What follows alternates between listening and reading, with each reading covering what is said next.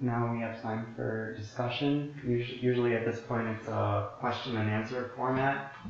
But myself not being a teacher, let's just do a discussion. If anyone has questions, they can be asked, and anyone can field them. Maybe we can have multiple answers from different people, or however you guys want to do it. You can share experiences either from the talk or from the meditation or something else.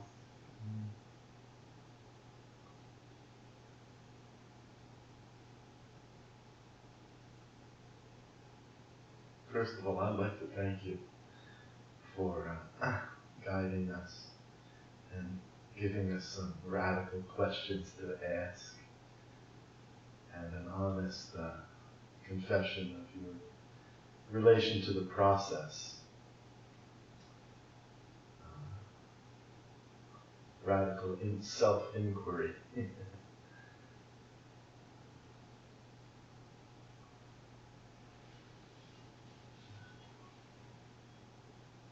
If nobody else wants to share anything, I'll share a poem that is a part of my experience with this kind of stuff. It's called Contemplation's Couch.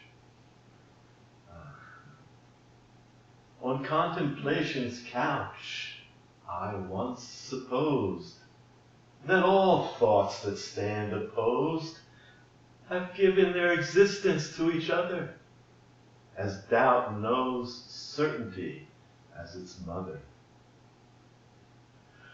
So I sat midway between the two, and to take no sides I resolved to do.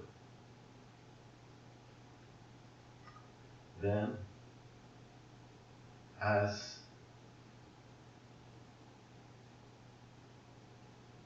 dawn's light unfolds the colors of the day, or life's breath expands through our cold clay, finity found infinity in each creation's verse, and echoed through my ears as our God might converse. Through nature's veils he seemed to speak, glimpse the truth, if just one peek. Then singing said to me, when finity you see alone, it is the illusion to which you are prone. For inconceivable are my ways, beyond the logic that lights your days. Lo, your thoughts are limitations, links in a chain that forms your mind's perception of pleasure and pain. But come, behold what lies beyond the realm of logic's spiraled bond, where convoluting contradictions converge in me and flood over the face of life that logic does see, to wash away its shadows and gloom, and to dress it in divinity's aploom.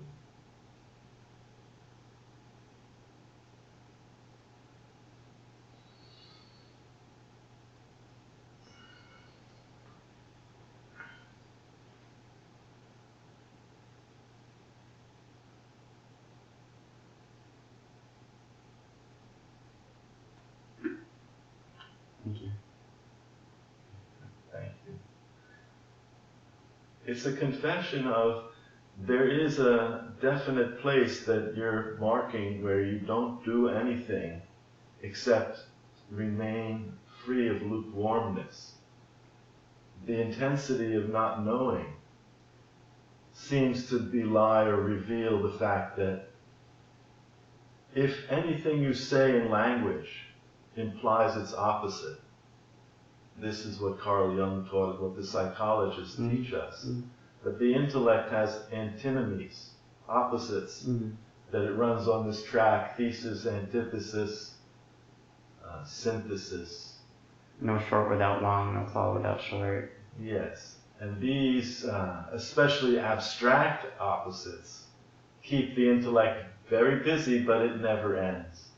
And it's circular, and it's not palpable or tacit enough to save anybody, except for momentary abstraction.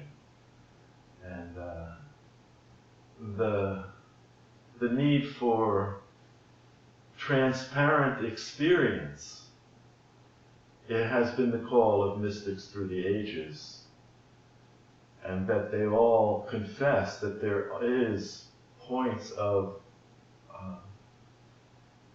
radical inspiration, or in other words, the answer comes, but it's very individual, and it takes the body-mind concept of self for a ride and leaves it off and shows you that was the warm-up, that was the, play the kindergarten of questions. Why is the grass green?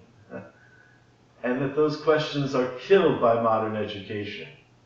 And the original innocence of the radical child is not fully honored, is a testimony I've heard again and again, that education forgot what it was about.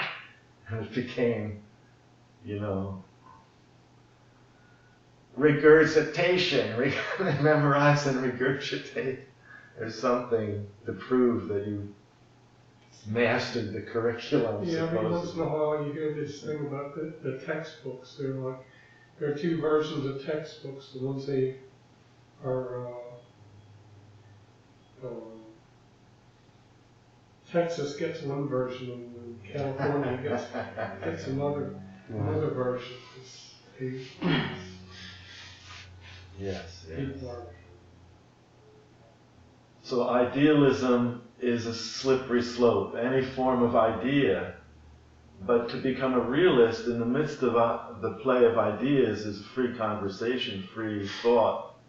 That certainly is part of the great rugged individualism of America, and that you can question authority, and especially your guru. Question anything. See, this thing that you were much earlier on, you were talking about how we know what's what and what to trust. And then the thing that came to mind for me was questioning. Well, just the general, idea, practice it, questioning. We're always told in different ways, what to think or how to think about things. So, then questioning can be well, I'm not sure. Not sure we want to go there. I'm not sure we want you to, be doing that. Not really give messages to question or much advice on how to do it. How to do it. But we see some people have great confidence about it. So some people somehow, they have great confidence and desire. And so they're not intimidated by questions or the lack of answers to them. Sawyer is one of those, I think. I'm sorry, I think I might have interrupted. Did I? No, you didn't interrupt it. Okay. I wasn't in the middle of it.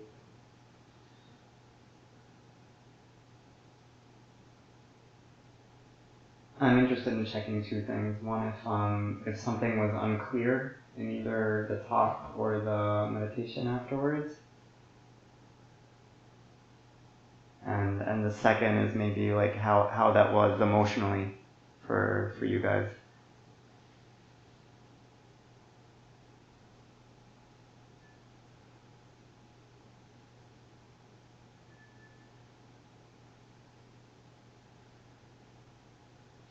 Your talk was very clear.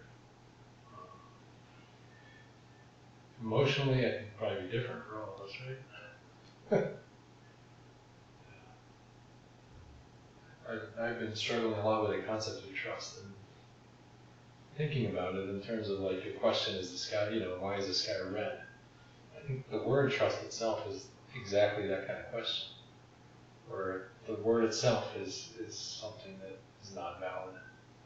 I heard someone say recently, I don't remember who it was, or maybe I read it, someone said there's no such thing as trust. It's the only thing that's valid is mutual interest. And that, when there's mutual interest, then that's sort of, it's the form of trust. But when there's not trust, it's just when one of the parties doesn't have the same interest as the other. And then I went to a series, the first two in the series, and this is the third one. And he asked during the guided meditation the same question, what can you trust, or what can you connect with someone that you can trust? And what was interesting is happiness is what came to me, is like, that is the only thing that's trustworthy. Because when you're happy, in a way that doesn't come at other people's expense, right? If you're happy and other people are also happy that you're happy, then that's when you're your most pure expression of whoever it is that you are. Mm. And that is the only thing that's trustworthy. Mm.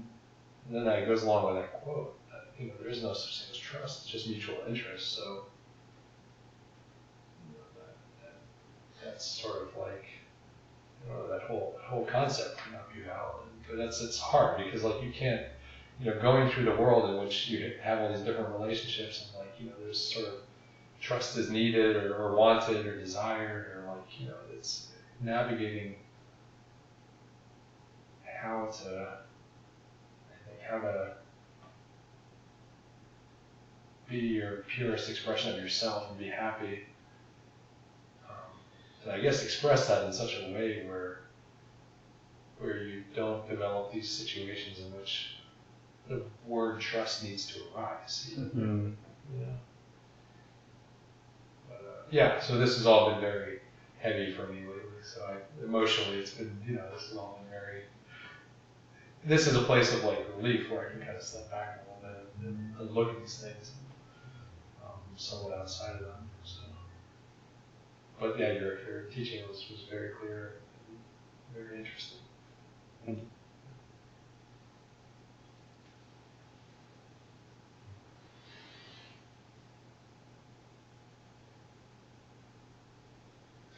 Yeah, for me, I think that this, you started off with this question of what do we trust, and I started thinking about the word itself, and it really is kind of a hope. Trust is I don't know. There's like something between when I trust someone, I trust them, but I also hope that nothing is going to violate that trust. I don't feel like there's a whole lot of certainty. Mm. And I think we can trust what we know to be trustworthy, right? If something's been consistent, and we can trust that it's going to happen again. But there's always this element of uncertainty. You don't know exactly what's going to happen. And yet trust is human relations don't go very far without any type of trust. Whether it's put there by the government or the legal system or whatever it is, seems that just in order for people to work with each other, there has to be some level of trust. Anyhow, for me, emotionally, things didn't really crystallize here. Like I all of a sudden there's clarity. It's actually a little more, for me, a little more muddy than that. I don't think I'd say that's necessarily emotional, but I can tell you it's nice to be here and just be quiet and be brought back to a place where I meditate, and I missed meditating. And thank you for the poem, that was good.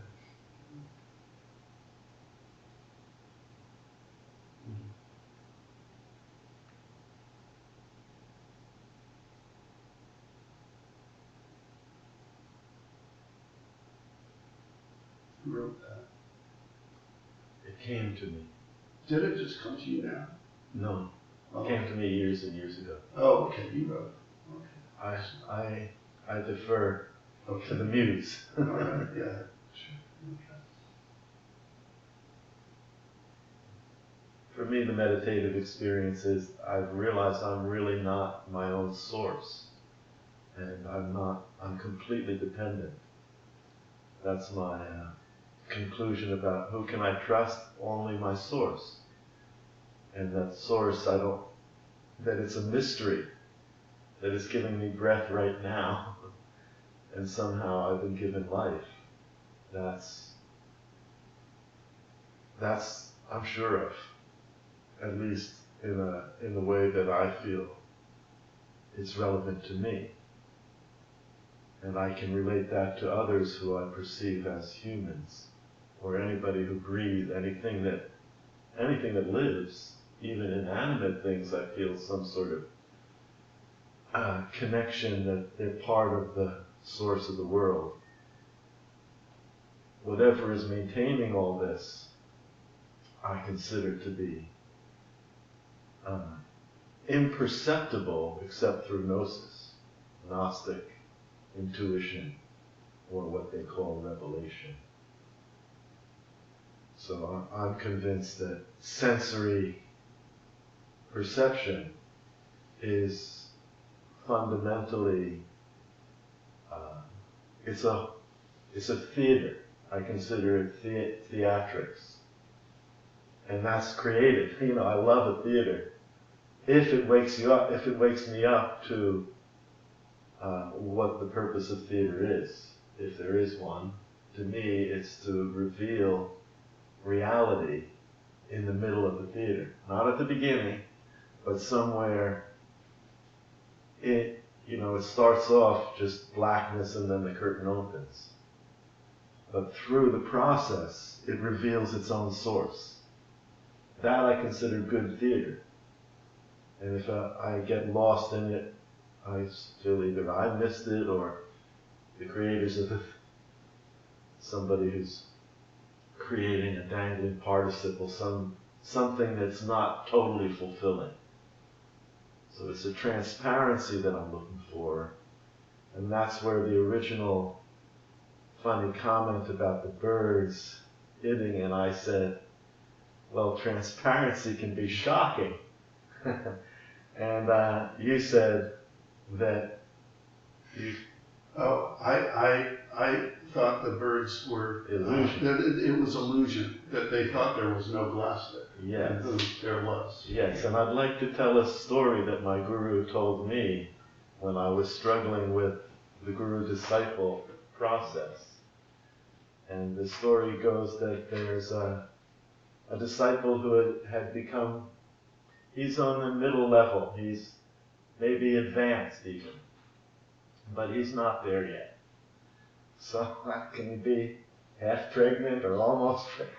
So he has a few problems, but he loves meditation. And he does it a lot. And he feels real peaceful and he's a bit of a bliss ninny. And he has ecstasy in following his guru. And he's confident that it will all clear up one day. And he's made himself a gazebo as his favorite meditation. He's made a zendo. And it's really just for him, because he's kind of a loner. But it's all glass, and it keeps the bugs away. And he has a little hole in the top so he can put candles in a little fire, get heat if he needs it, little. And he's sitting there one day, and he's completely absorbed. He's like, you can't even feel the weight of his body. He's just completely absorbed in an inner happiness. And he feels, man, I think I might be getting there. This might be the moment. And then a bird flies in the hole up at the top. And he's completely absorbed, so all he suddenly said, oh, and then the damn thing tried to get out and slammed against the glass. And there's, it's an octagon of some sort, and he's trying every wall, every glass, and he's getting himself really confused now because each time he hits, it's not working. Try again. And the guy is sitting there now, he's fully aware of what's going on. And it occurs to him, why doesn't that stupid bird fly out the hole he came in? It's the only way out. I know that. And if he keeps trying to, and then it occurred to him,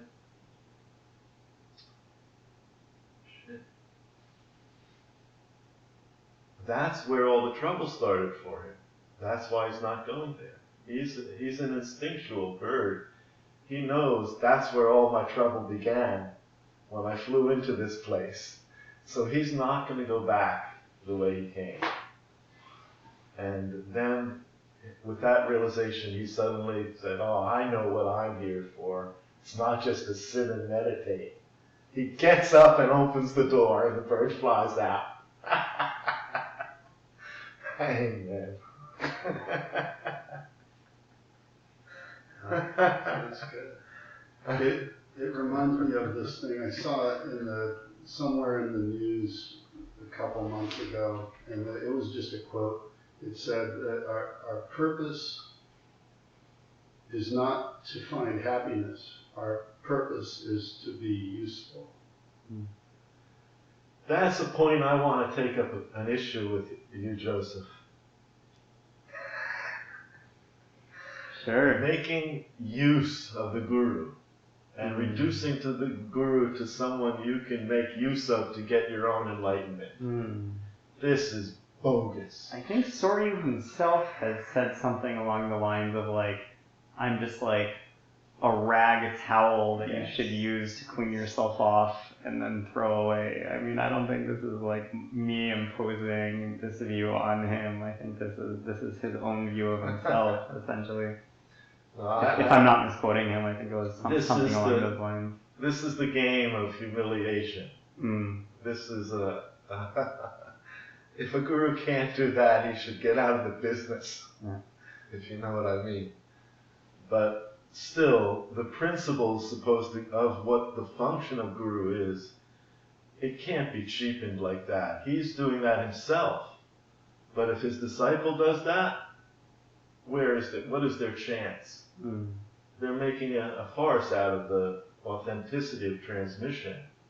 It's like having a son. You can't skate around on that too, glibly about making humility games, humiliation. Who's the humblest? That's, it's humility and pride are both tied to each other somehow, and it's another one of these opposites. Once the opposites are complementary, we have no problem. But if people are trying to go to one extreme or the other, we say, well, Buddhism has to bring the middle way down, get some sort of middle ground where people are willing to give up their extreme position and come into the Sangha again and say, well, hey, Guru principle is all important, but who plays the role? Let that rotate. That's the only way to do it. And the real Guru is saying, all my disciples, you have to become Guru. And do it fast, because I'm getting out of here. I might die at any moment. External Guru is just to bring you to internal. But if everybody has internal, he also appears outwardly then. Or they appear, or it's the kingdom of God as we're all praying for. That's what Nisargadatta. I'd rather have somebody say, well, how can I can be like, which would you rather have? Would you rather have somebody like I'm here to be useful to you, or would you rather have somebody say, like, I'm the guru, you know, and I'm going to have like a air of superiority, And I'm going to show you the way. and tell, yeah, Or lead you to find your own way. yeah. So I would think. So the guru is really like a friend that almost becomes a little, like your dad's your best friend, and he likes to come down to your level and renew his youth. He's not your dad, but it's me.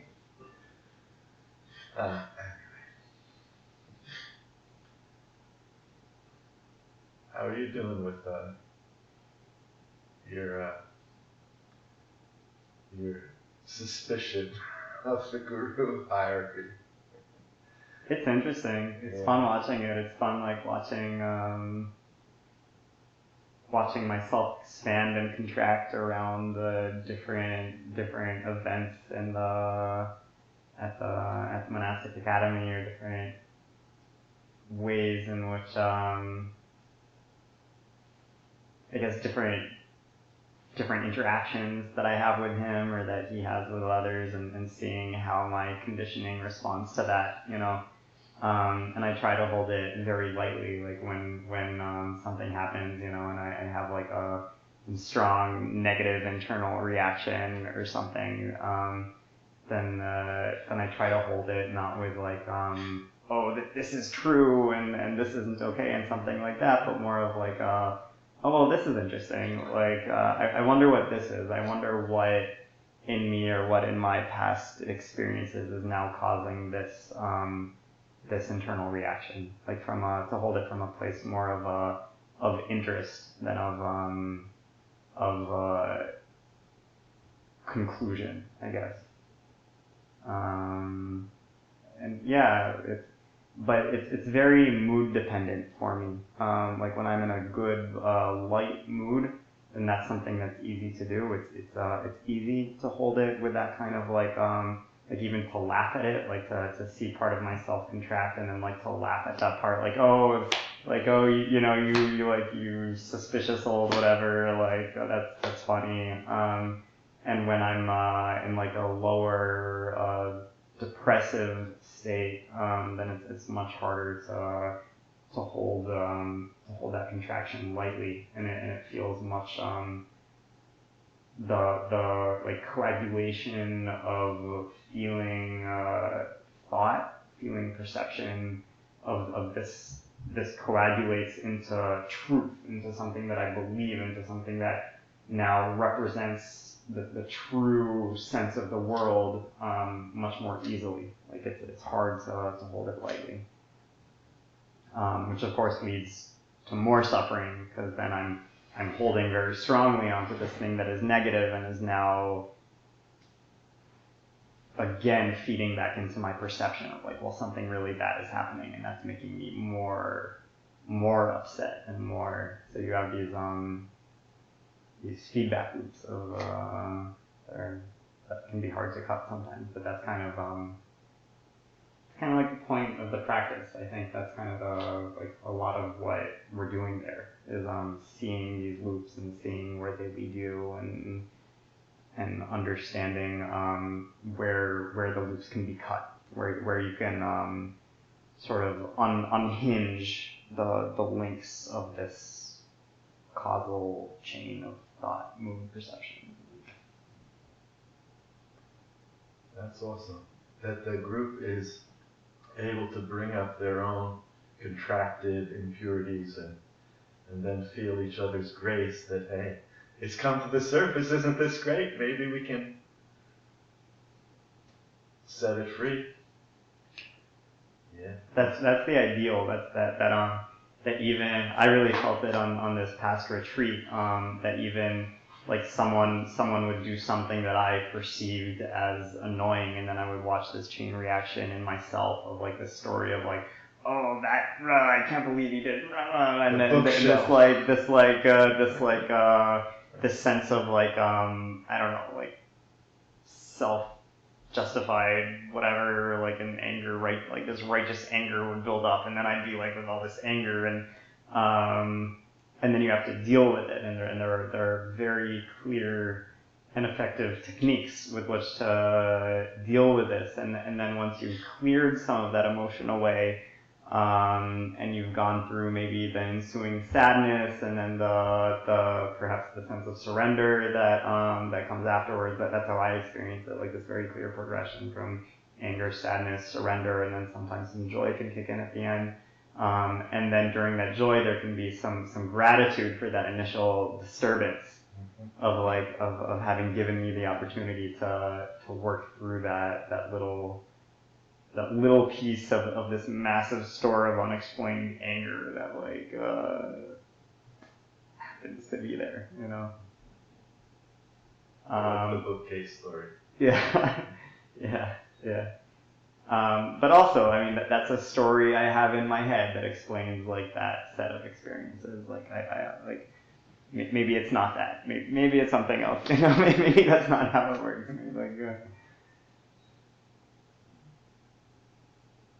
But it feels right enough and useful enough, which seems like a more realistic and useful standard to set than true, because true, as we've just explored, is very difficult to get to, like a truth that you can trust in.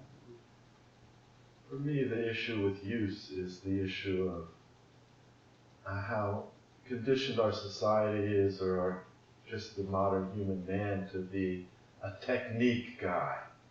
That everything has a pragmatic thing in terms of use. And to me, that's not a fully human theater. It's a theater of uses that are endlessly managing usefulness. And if somebody's not useful, then they are not given dignity of existence. So to me, and also it's exploitive. It easily puts into the ego to exploit the technology to gain power. I'm going to use the guru to become a guru. All of this is a very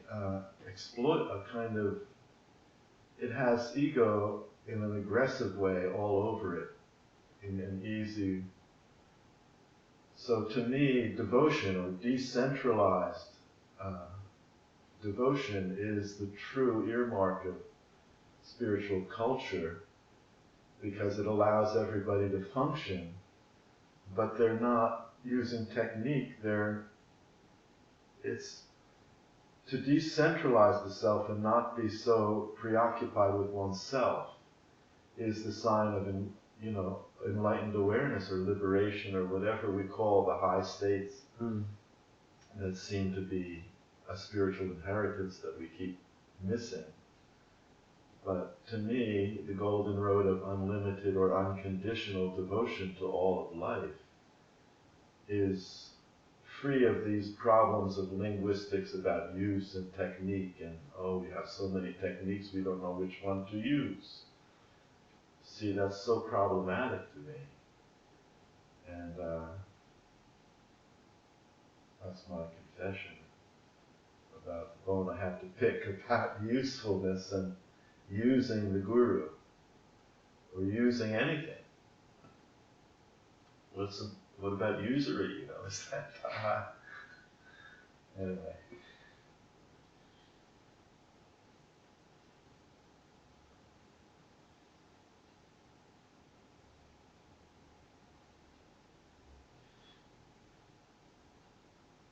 It's warmer over here by the heater.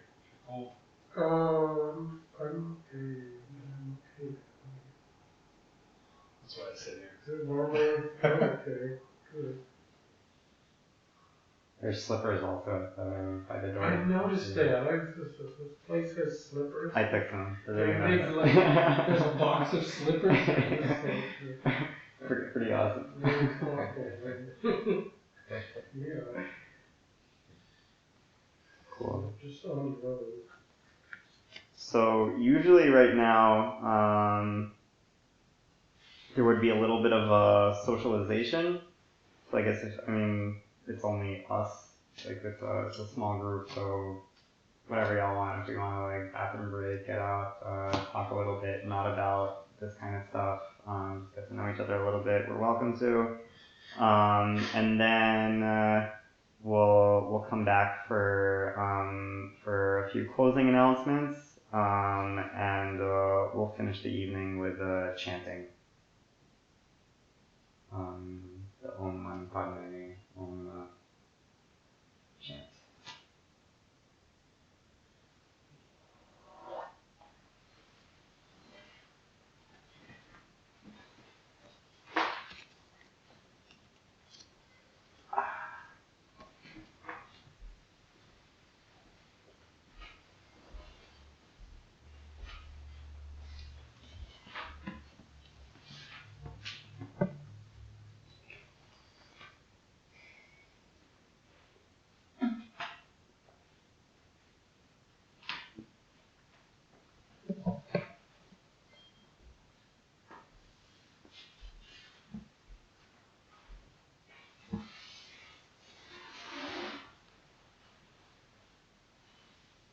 Do you both live here in Burlington?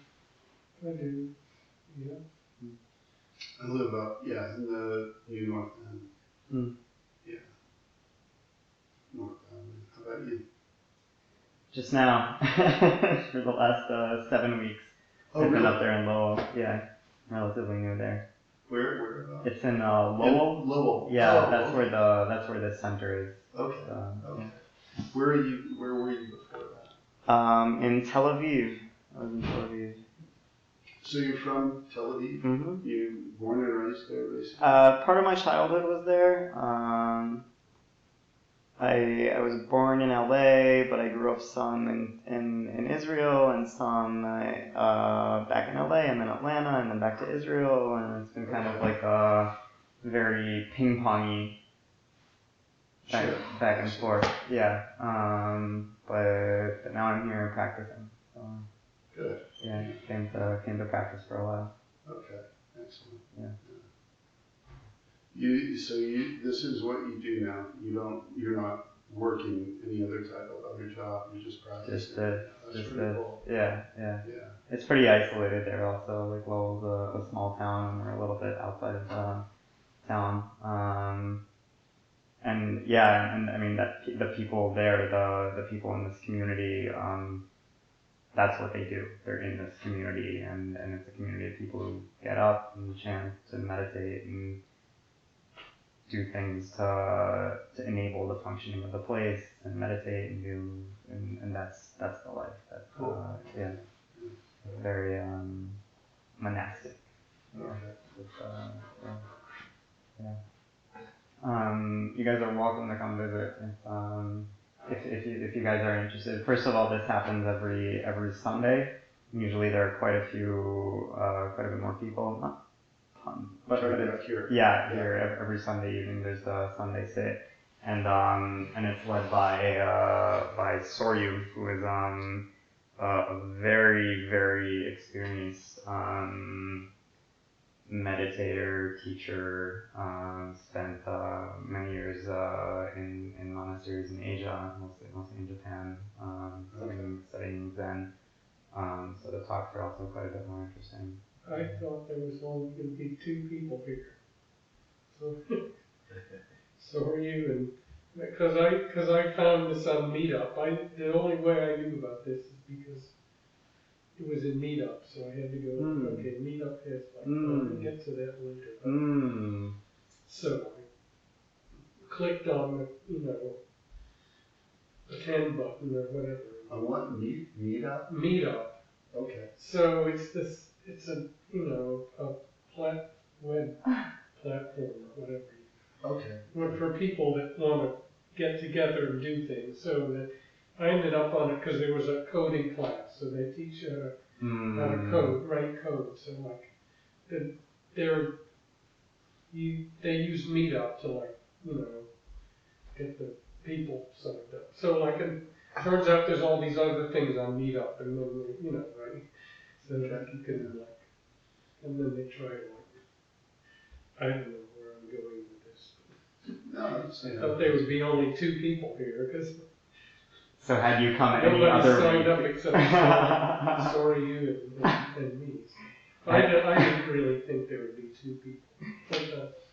Had you come any other week, it would have been more surprising. Well, see, I had to like look. It came to light that I was like complaining with it. I didn't like. I was just coming home and like, and like getting up and going to work at this. There was no like outlet or connection going on in the middle of winter. When it's dark and all.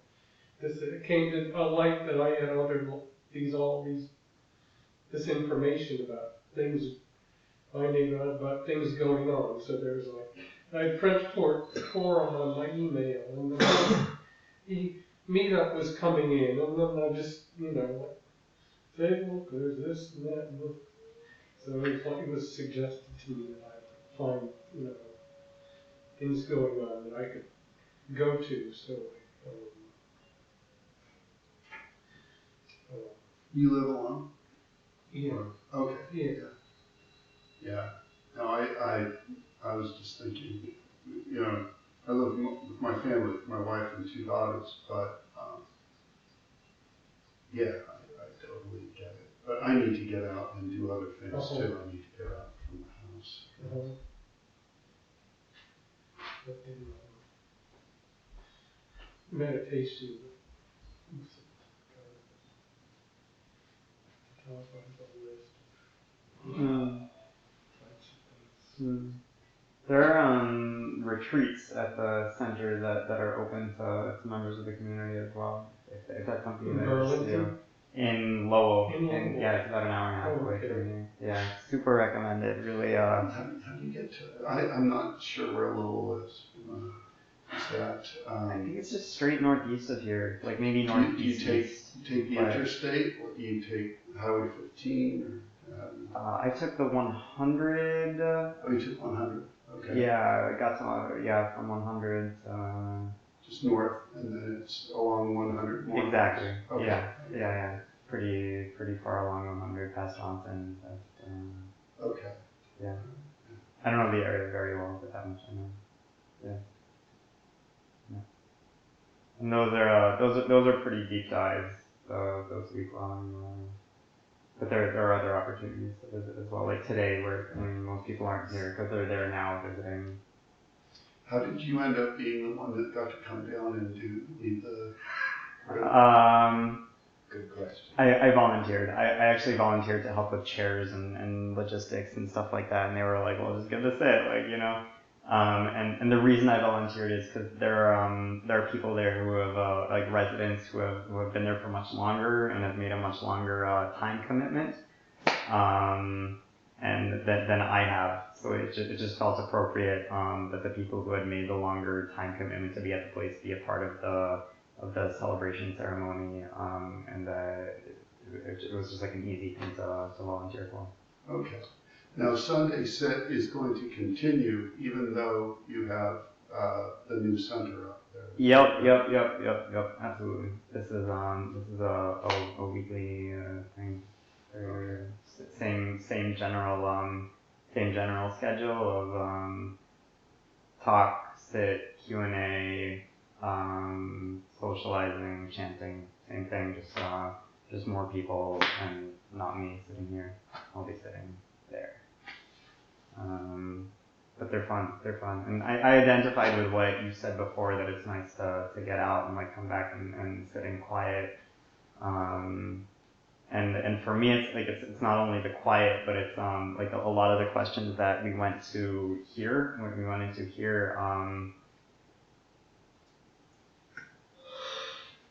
like I sometimes get the feeling that like when you're just out in the world, like these questions are kind of like taken for granted as being like answered already somehow, as like there's no need to like it's like, oh, here's the world, this is how it works, like there's an economy and like people work, and that's like and like there's some sense sometimes of like going out there and being like, well, guys, like what's going on, like so it's nice to find spaces like this where people are like, but what's going on, like to like feel that like it's not just you, like there are like a lot of people who are like asking that So Joseph, what are you going to do after this?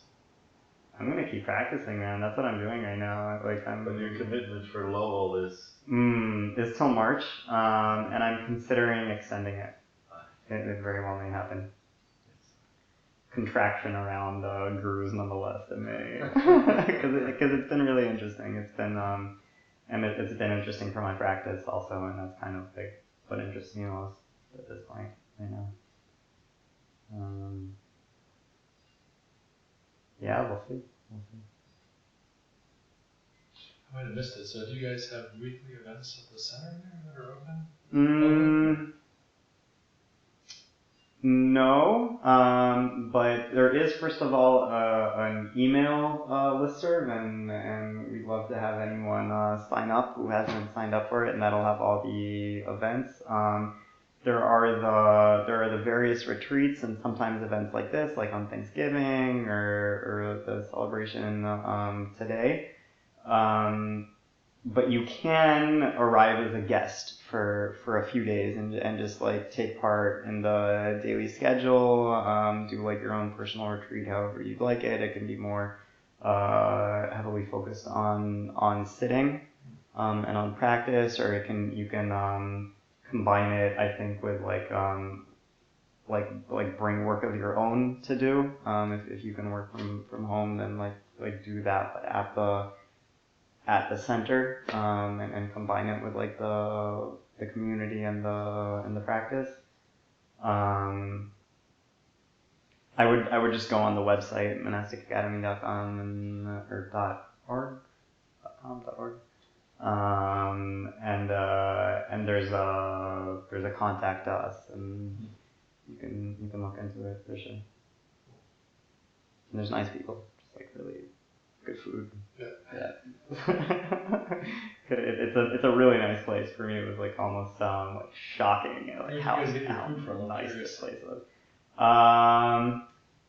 Every Sunday, when we come into here, we also do some grocery shopping, and there are also there's some kind of like delivery of produce that happens to Lowell. I'm not sure who it's through, but yeah, like very hearty meals. Like every meal it's all vegan, and the meals are essentially like a grain, a legume, a soup, a salad, sometimes a side dish, some kind of roasted vegetable or something. That's breakfast and lunch, and then dinner. Some people, like the old school monastic traditions, or some of the like earlier Buddhist ones have the rule of no eating after 12. That's like part of the monastic code. 12 noon? After 12 noon, yeah. So they'll have like a very early breakfast, and then they'll like finish eating by 12, and that's it. And they won't eat for the rest of the day. Which today is coming back into style, I think, right? Like that style of like intermittent fasting or something, maybe it's called, something like that. That kind of eating style is apparently actually very healthy. But most people don't actually follow that. Most people either like take for themselves like a Tupperware from lunch, or they have their own food, or make some oatmeal in the evening, or something like that.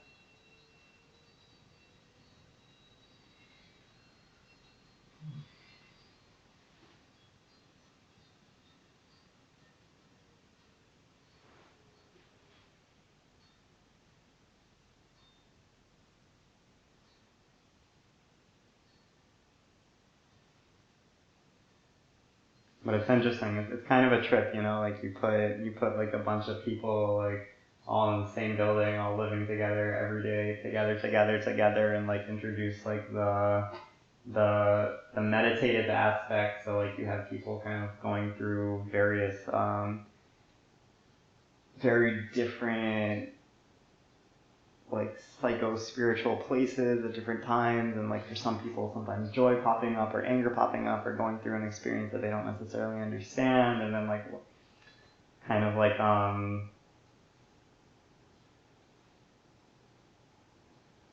giving everyone like a bit of like a little bit of a different psychedelic, and then like having them play together or something, like yeah, it's like a funny dynamic.